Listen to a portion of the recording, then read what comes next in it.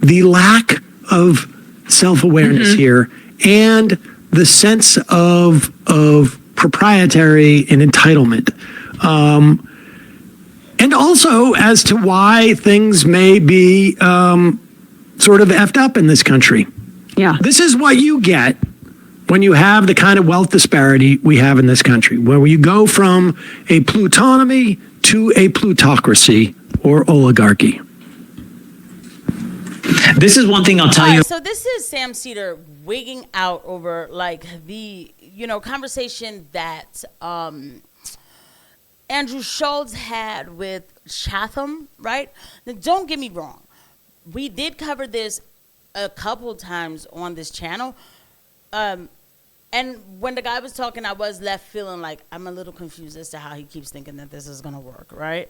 And we know nobody tells the truth. I want to see if Majority Report, with them being so leftist, if they will actually touch on the right point, right? And if they don't, you need to understand that the people who control things are really not to be trifled with, because a lot of times these leftist channels will actually say the appropriate thing as far as like, they'll bring up certain corporations and everything else because, they hate billionaires. But, already starting with the whole, money equality thing, it's like, dude, calm down. Okay, just relax. Okay, so let's go ahead and get into it. This is Sam Seder losing his mind over Andrew Schulz, bringing on Chatham, and just using the usual leftist talking points. But let's go ahead and get into it.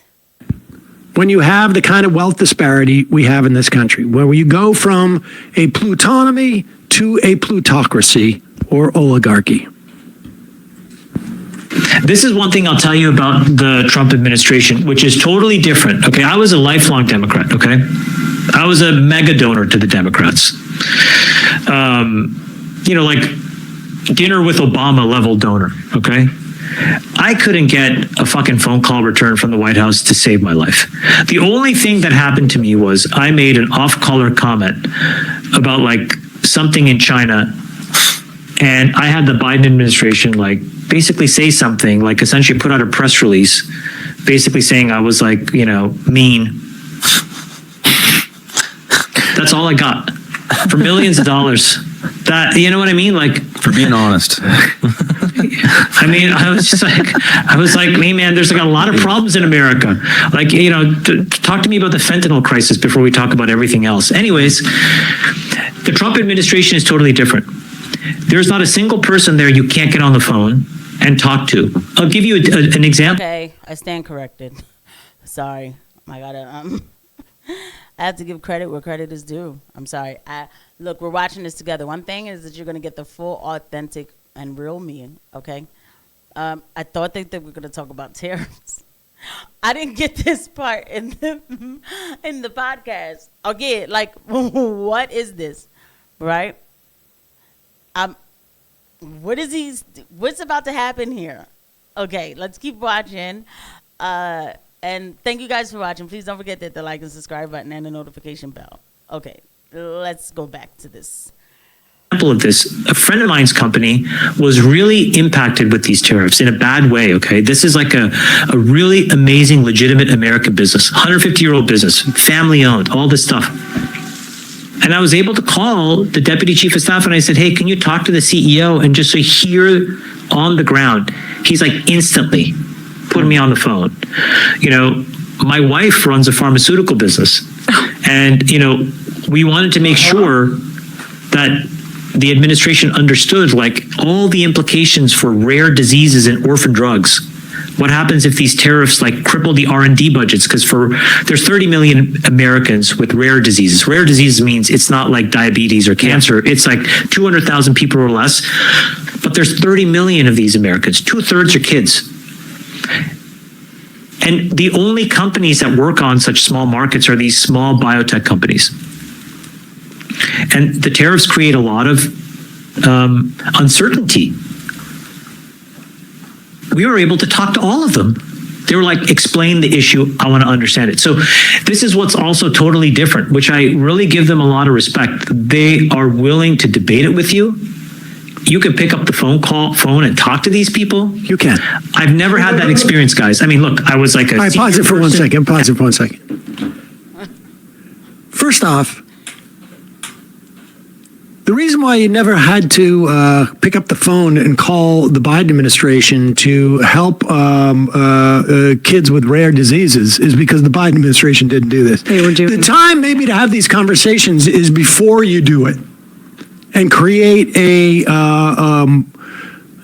potential economy creating a decision. But okay, first off, we didn't even need to go into the Biden administration. Like I'll even give Sam Seder the grace of saying, like, you got this one, bro. Like I can't even be mad at you for being mad, like, because what I just heard here is, okay, this is the expert they brought in as the tariff expert. You see how all this stuff is connected? And what he is basically Trump's, like, you know what I'm saying, is he's his cheerleader. He probably has government contracts for some of these H-1B1 visa people from India who's getting ready to come here. Like, let's keep it real. So that's why when you listen to that Andrew Schulz podcast where he's trying to explain tariffs and everything, and even myself, I'm like, what is this guy saying? Like, it doesn't make sense. And he's telling you how it's still going to be good. When he speaks, it sounds like you don't understand what he's saying.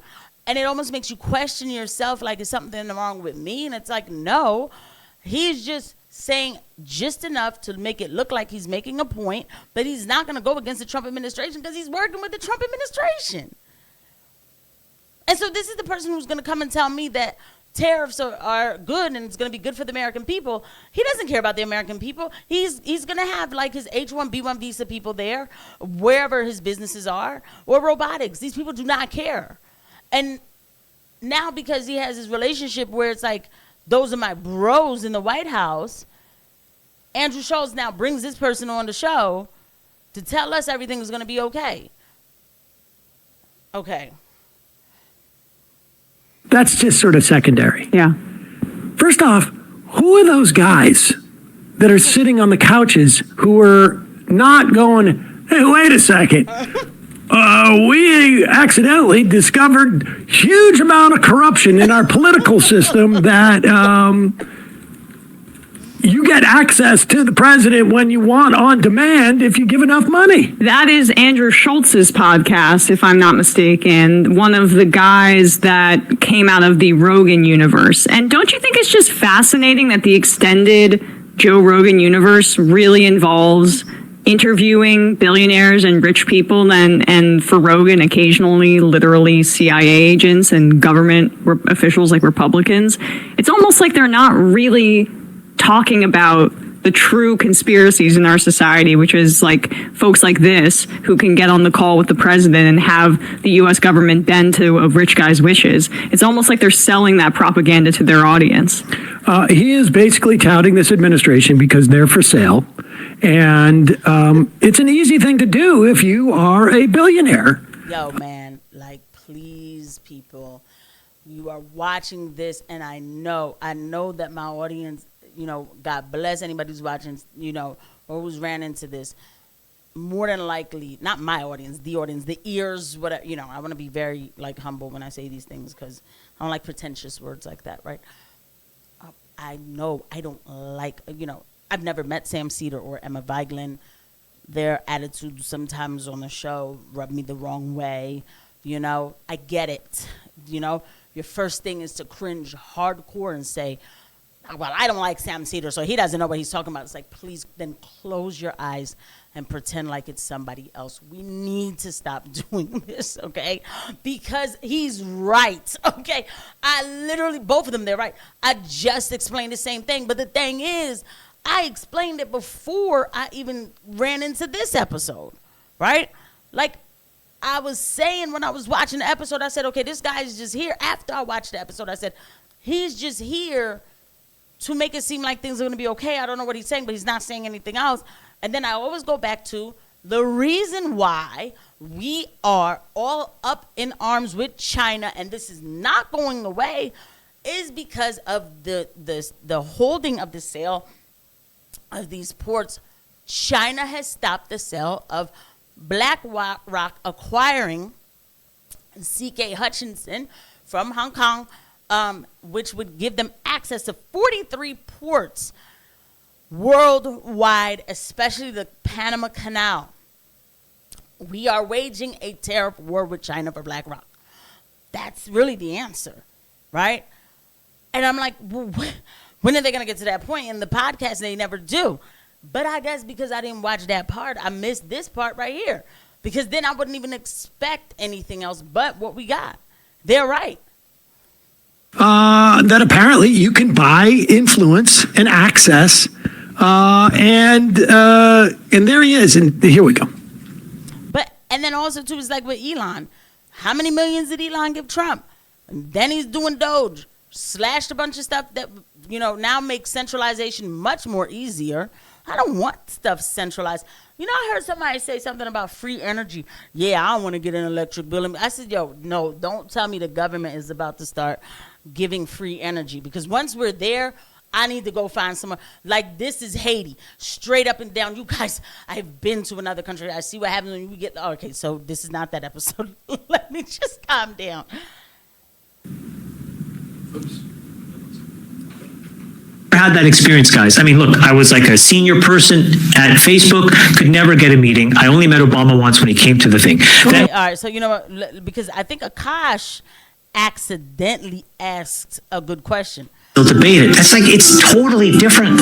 Sorry, devil's advocate. Should being a mega donor, I mean, I guess I get your point of view, but couldn't it also just be like, no, we're not going to be biased just because a person donated money. We're not going to just answer the phone whenever he calls. You think I was hold on, pause it. There we go. Hero. Credit to that guy, devil's advocate. You know what? You're not being the devil's advocate. You're actually being the advocate For the angels. hundreds of millions of Americans who don't have $1 billion, so that they can basically spend as much as like someone would on a used car relative to their, or maybe even less, frankly, at this point, and then buy access and then complain and cry about it. Right. All right. I take back my my critiques of the podcast. If this guy's No. That's Akash, okay? I hate that these people bite their nose. Akash would ask that question because he's looking like, hey, wait a second. And he's thinking it like, wait, what? Is this what y'all do? Like, y'all give out these billions and y'all just call presidents? Like, word? Like you were big mad because, like, Obama, like, actually for a second doesn't look corrupt and didn't pick up the phone for you? Like, you was like, damn? Like, word? That's how that goes? Look, I have no problem with billionaires. Again, I told y'all, like, look, I'm trying to be a billionaire, okay? Like, whatever, sky's the limit, right? I'm so sincere. I'm still that. I would say I am that 80s big shoulder pads, big car, Yes, I am, okay? I'm an 80s baby, 90s kids, okay? Yeah, I don't hate rich people, all right? Because I was brought up to think that I live in America, so I have the opportunity to be just as rich as everybody else. And I still don't think that there's anything wrong with that. But what we are seeing today is that this is why I keep trying to tell y'all. And not y'all, like, I'm not talking to you, I'm not babying anyone, This administration is full of a lot of people that y'all didn't, people who voted didn't sign up for. I need people to look up Howard Lutnick, Steve Witkoff. These people, come on. Larry Fink, okay? All right.